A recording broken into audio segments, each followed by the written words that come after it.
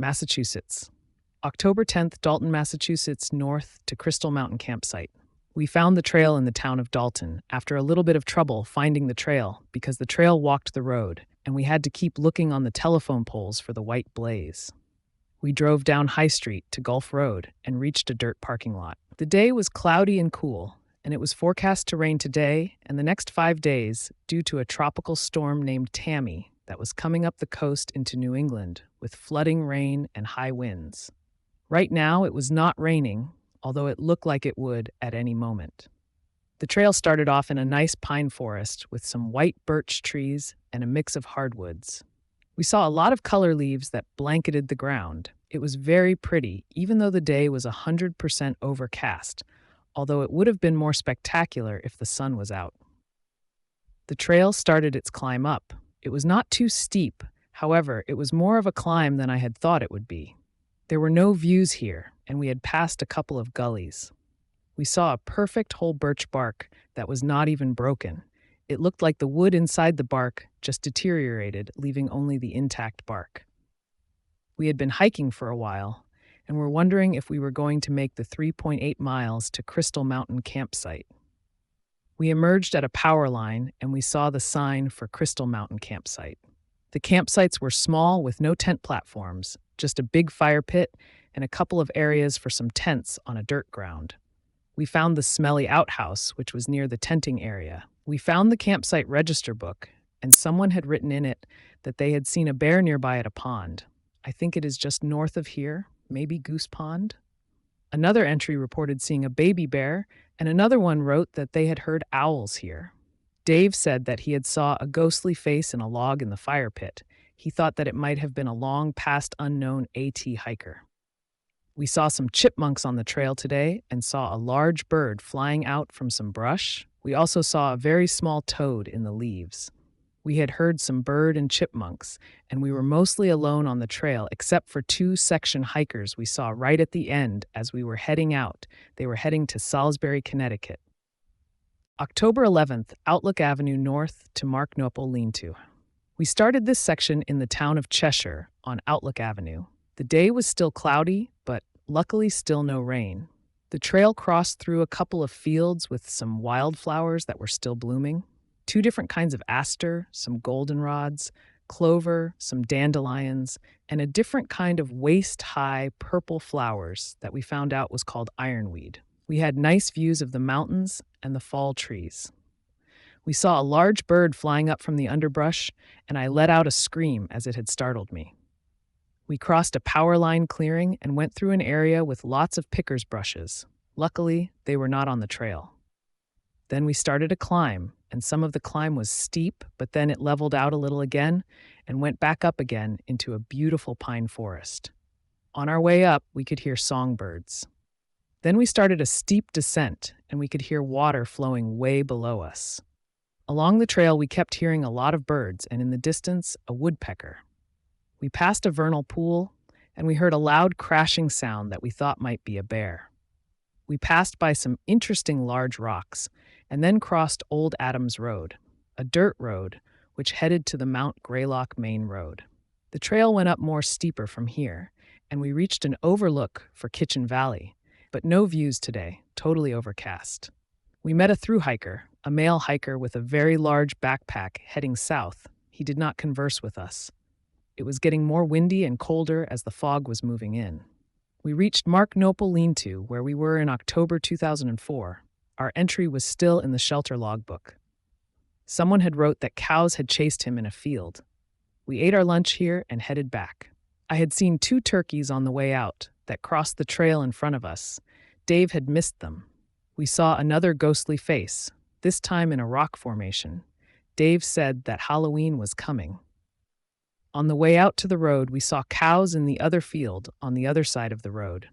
We have to cover that section on Thursday. We had got lucky with the weather so far, as rain had been predicted again and every day of this trip. Let's hope our luck holds out. October 12th, Old Furnace Hill Road in Cheshire South to Crystal Mountain Campsite. We parked on the dead-end road of Furnace Hill Road. Someone at the end of the road posted no trespassing signs all over the sides of the road, and there was no parking signs along the road where the trail started. People here are so selfish with the land around the AT. We headed onto the trail and headed south.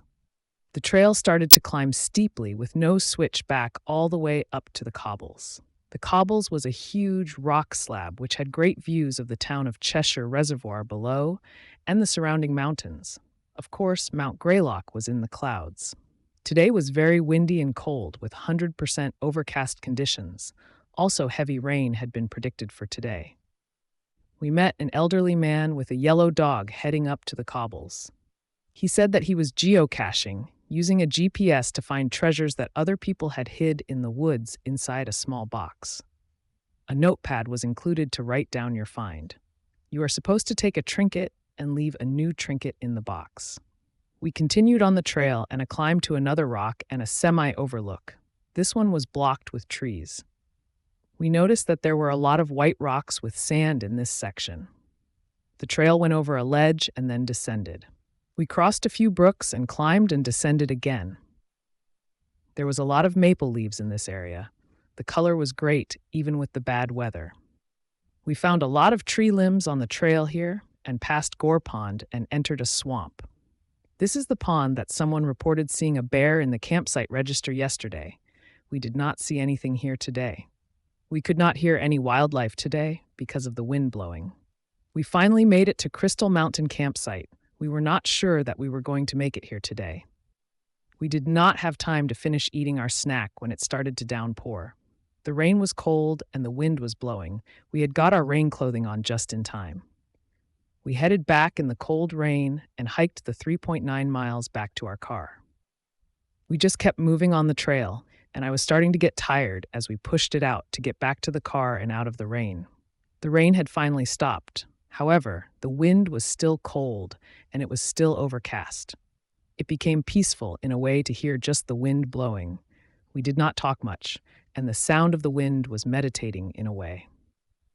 We stopped and ate our snack and finished our apple cider at the second viewpoint and saw the clouds and fog rolling through the valley. I hunted for the geocache that the elderly man was looking for. Of course, we did not have a GPS, but you know that I love a challenge.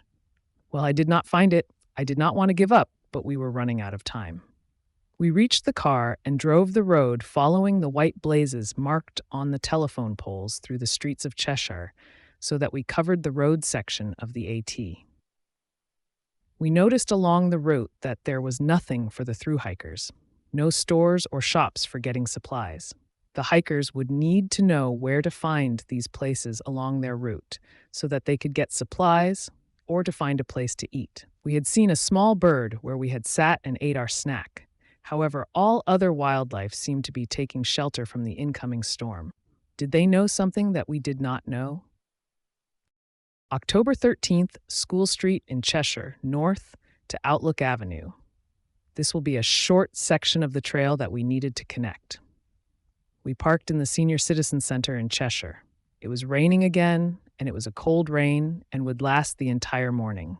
We started on the trail, and it went behind a business and into some woods, and then through a field before crossing Route 8 in just a few minutes. The trail went back into the woods and around another field. We would have had a nice view from the field if it would have been a better day and was not raining. This is our 6th day of bad weather this trip. The trail went into a hardwood forest and went through another field before going over a barbed wire fence and reaching Outlook Avenue. Someone in a shelter logbook wrote that they were freaked out by the cows following them. I had looked out over this field when we were here 2 days ago, and I saw 2 cows looking back at me. Today there were no cows. They knew better to be out here in the rain, I guess. We only saw a small gray animal today running away as we had crossed the fence. Dave again did not see it. I think that it might have been a fox.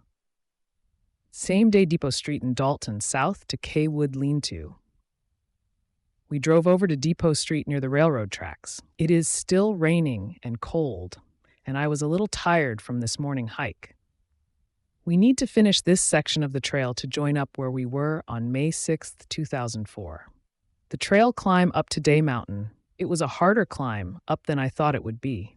These maps just do not give justice to the climbs and descents of these trails. We passed an area with lots of barberry. I have never seen so many of them before like this. Barberry is an invasive species that does not belong in New England. We passed an interesting boulder, then an area with ledges before arriving on top of Day Mountain. There is no views up here, so we started our descent. We reached a stream crossing with a bridge. I was getting more tired and did not think that I could even make it to Orange Hall Road. I needed some apple cider to give me more energy. We reached Orange Hall Road and went up a hill only about 0.2 of a mile, and we arrived at K Wood Lean-To. We did not realize how close this lean-to was to the road. We thought that it was an easy place for youths to get to and party at, as it is so close to the road. We ate our lunch here. We got cold after sitting around here for a while because we were wet, and my hat was soaked. Some papers was blowing around here with the wind, so we cleaned up the lean-to a little. Some people write the weirdest stuff in the logbook. Someone kept writing that they were a stalker in a couple of logbooks that we had read, making other hikers think that they would come in during the night and do evil things to them. How awful is that? On the way back, I fell on the ledges and injured my tailbone. The next couple of days, it still hurt. We did not see any wildlife here. We just heard the rain falling and the train in Dalton going by.